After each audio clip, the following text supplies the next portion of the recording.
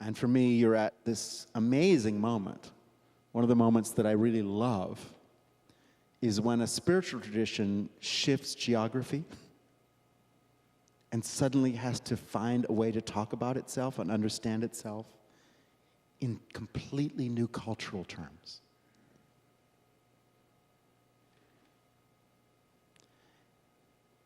And we're now at the point, the statute of limitations has run out,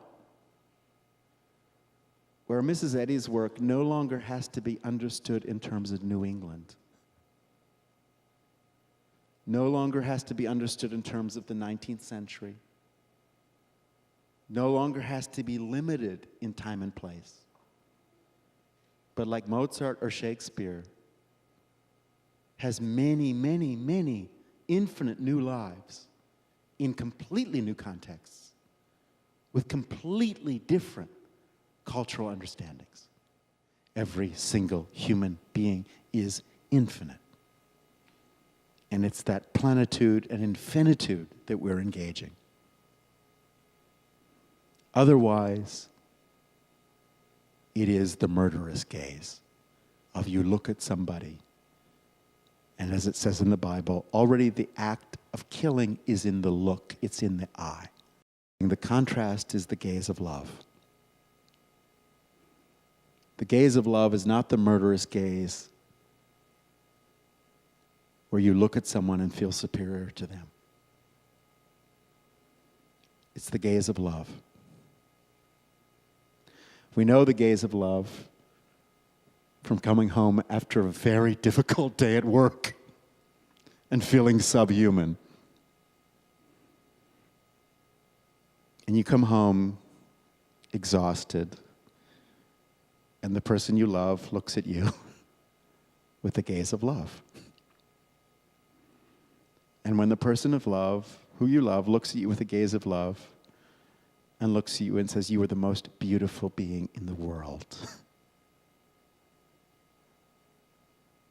you become the most beautiful being in the world. That is how the gaze of love works. It is profoundly transformative. Mrs. Eddy has a beautiful line of Jesus looked and beheld the perfect man, where mortals saw sinning mortal man. The gaze of love is the gaze of perfection. The library is about the gaze of love.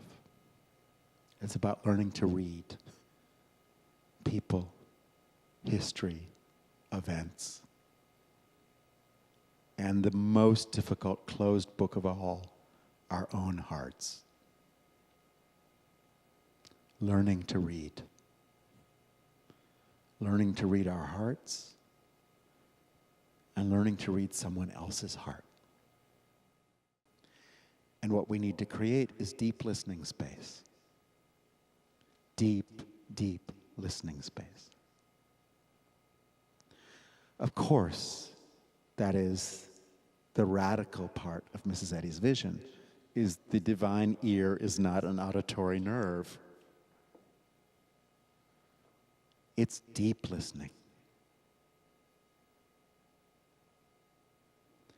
And it moves against the violence because the act is the act of welcoming and the act of sharing without reservation, without limit, without, oh, well, this much, but just what we have is yours.